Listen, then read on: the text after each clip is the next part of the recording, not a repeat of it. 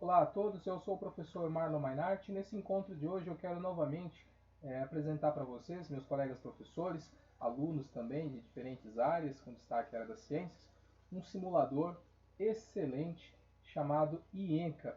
O IENCA é um simulador que tem várias versões, com destaque a versão Home, que é aquela versão em casa. Então vamos iniciar aqui o encontro de hoje. Aqui no buscador, você, meu colega professor, aluno, você vai digitar IENCA. Veja que o IENCA é o primeiro que aparece aqui, ienca.com. Clicando ienca.com, olha só que interessante, você tem aqui softwares de diversas áreas, com destaque à área das ciências, da ciência da computação, da tecnologia, da área da matemática. Hoje, por exemplo, eu vou simular uma aula experimental de química, da química ambiental, que é a formação da chuva ácida. Mas antes de fazer a simulação, gostaria de destacar o IENCA, ele é possível ser instalado, isso também é importante, você instalará no seu computador. Existem aqui algumas línguas, né? Por exemplo, inglês, espanhol, alemão. Eu optei o meu aqui em inglês. Outra questão importante é o use IENCA. Você, meu colega professor, que vai utilizar o IENCA para estudar, para preparar suas aulas em forma de estudo apenas, você tem aqui o use IENCA em casa, né? Então com a função apenas de estudo.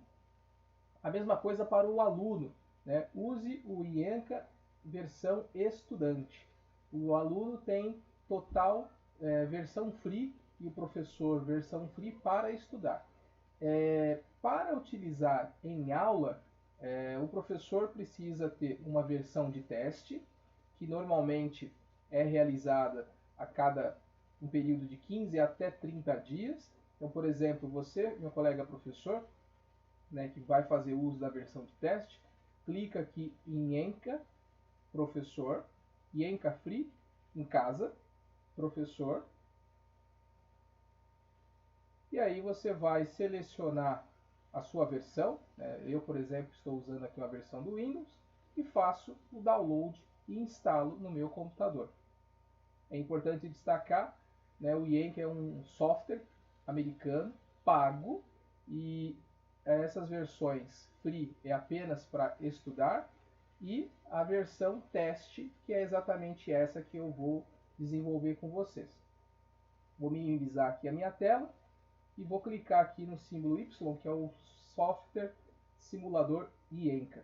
Vocês vão perceber, aqui eu tenho algumas opções da química, como química inorgânica, eletroquímica. Vou aqui dar OK.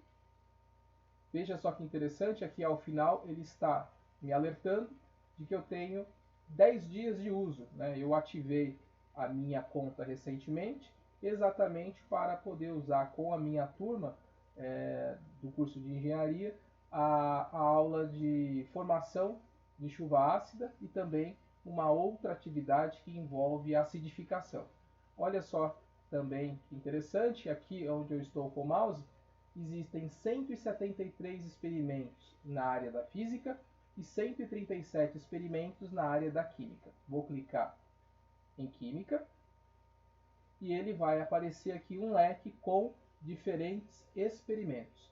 Eu vou selecionar a página onde tem o experimento da formação da chuva ácida, mas antes disso, olha só que legal.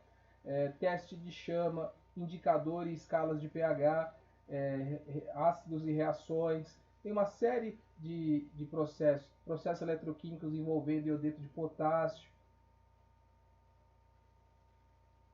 pilhas eletroquímicas, diferentes eletrodos, transição de metais. Tem uma série de experiências diversas aqui. Como eu comentei, 137 diferentes experiências. Reação envolvendo ligações iônicas e covalentes metálicas, aquecimentos diversos, e o que nos interessa hoje é a aula de chuva ácida, né? Os meus colegas professores que desenvolvem essa disciplina, vou clicar aqui em abrir.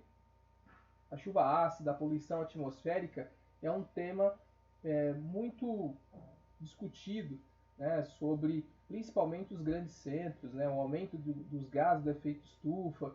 E uma evidência que o professor pode trabalhar é a seguinte: aqui no centro da tela nós temos, deixa eu dar um zoom aqui no centro da tela nós temos um sistema parecido aqui, um Erlenmeyer, com uma rolha, sobre aquecimento, pode ser aqui até um Kitasato, melhor dizendo, né, com uma rolha sobre aquecimento.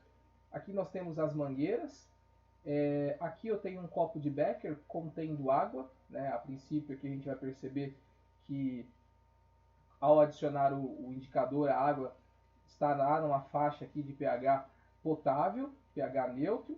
E aqui no canto direito nós temos um tanque de oxigênio. E aqui abaixo nós temos as orientações. Essas orientações estão em inglês. Eu, particularmente, né, aí vai do professor, também é o desafio da língua inglesa, fiz as traduções para os meus alunos, mas é interessante também que o aluno treine o inglês.